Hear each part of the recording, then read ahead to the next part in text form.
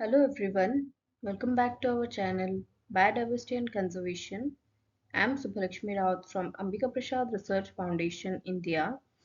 Today we are going to continue our series on UGC NET examination of environmental science subject, and this is the third part of Unit 3, Environmental Biology.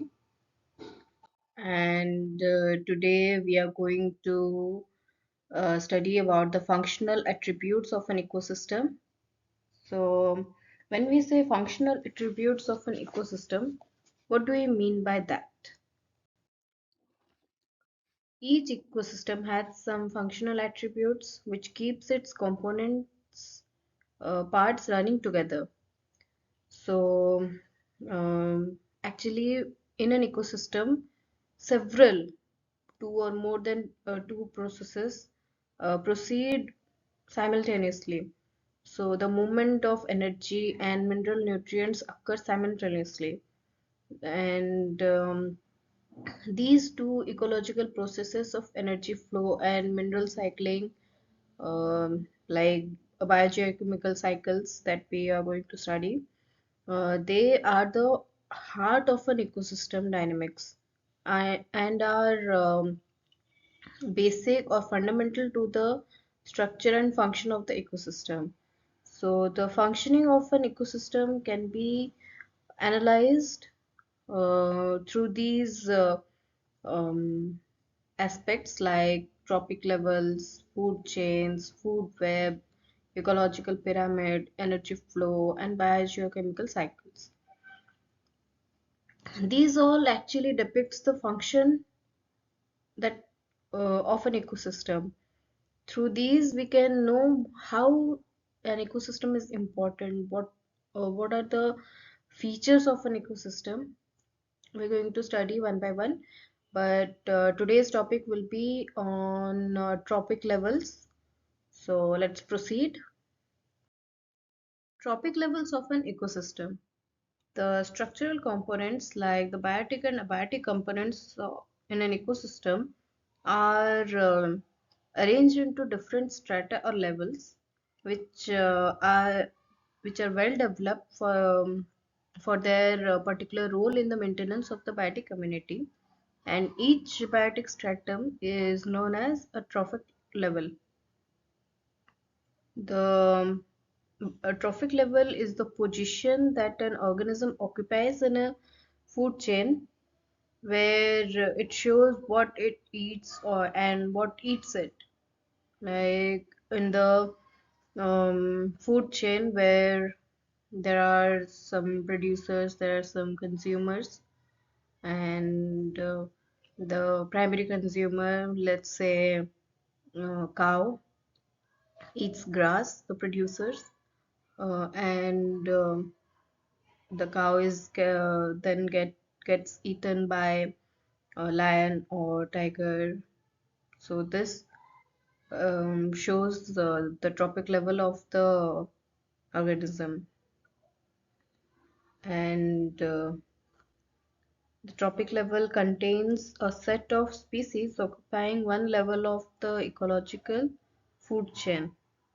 So the classification of organisms by trophic levels is one of the functions of the ecosystem. The trophic level concept actually explains various ecological relationships, and the hierarchical arrangement of different trophic levels constitutes the trophic structure. Trophic structure, it's a diagrammatic representation where there is arrangement of producers and different consumers on the basis of their feeding pattern. Producers are generally in the lower or the lower base of the triangle, and above it is primary consumers, above it is secondary consumers, and above it is tertiary consumer, and at the top of the triangle there is quaternary consumers. So that's the trophic structure of the ecosystem. The transfer of energy from one part of the ecosystem to another is called trophic dynamics. Here in the food chain, there is flow of energy from one member of the chain to another. So, when we will study about food chain, there I will talk about some trophic dynamics. What is trophic dynamics? And trophic level interaction deals with how the members of the ecosystem are connected based on their nutritional needs. Um, like herbivores, there are primary consumers that feed on grass, the producers. So they are on the basic level of the chain, and the community ecologists actually tend to name the trophic levels after their community member groups. Example, plants, they are producers, herbivores, carnivores are consumers, and ecologists, they prefer the class names by the functional level, like primary producers. They produce food, so they are producers. Primary consumers are first level consumers, they are herbivores.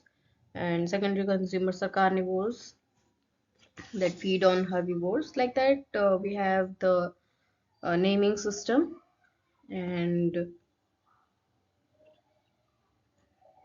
trophic level actually represents the various steps through which food and energy pass in an ecosystem, and the energy flow across a particular trophic level corresponds to the total energy absorbed by that level only.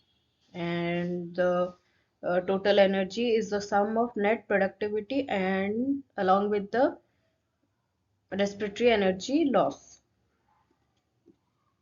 So trophic levels actually provide a rough descriptions of community, but by themselves they are not the sufficient. They are not sufficient for defining community organization. And a given species may occupy more than one trophic level. So some major trophic levels of an ecosystem means the major classification.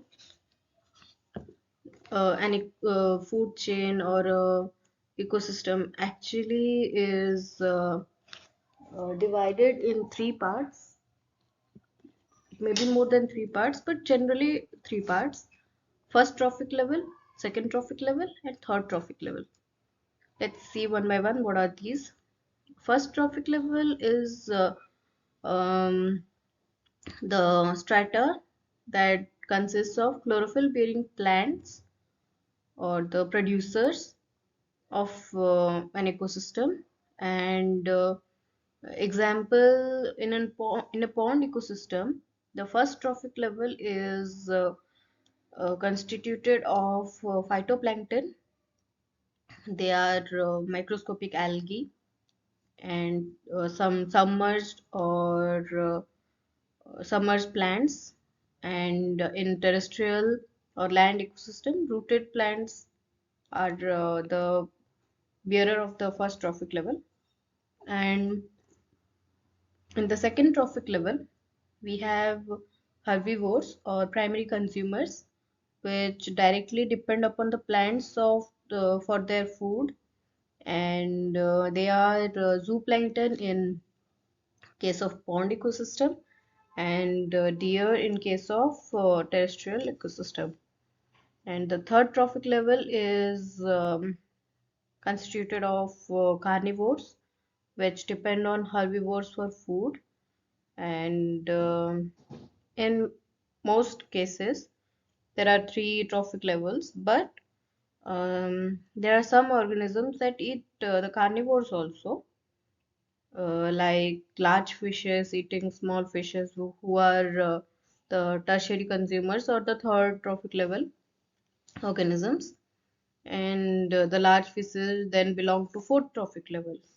So There can be as many as trophic levels as the number of steps increases in the food chain. So here we have a flow chart showing different trophic levels and who who are present in these trophic levels.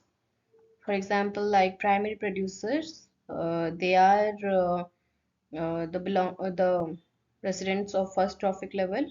They are generally plants, and in pond ecosystem, we can find phytoplankton, microscopic algae, and in land ecosystem, terrestrial ecosystem, we have grass, trees, and other like herb shrubs, and primary consumer. It belongs to second trophic level. They generally are herbivores. In case of pond ecosystem, we have zooplankton, and for terrestrial ecosystem, we have grasshopper and cow. And secondary consumers, they belong to third trophic level, and they are generally carnivores, and they are like fishes. They belong to the pond ecosystem, are secondary consumers, and birds, frogs, etc. They are the secondary consumers of terrestrial ecosystem, and tertiary consumers belong to the fourth trophic level. They are top carnivores, and generally they are lion, tiger, etc. And man also eats fish and all that. So they have put human in the top carnivore, but it's actually omnivore, not top carnivore. This is all from this part 3 of Unit 3 Environmental Biology. Thank you.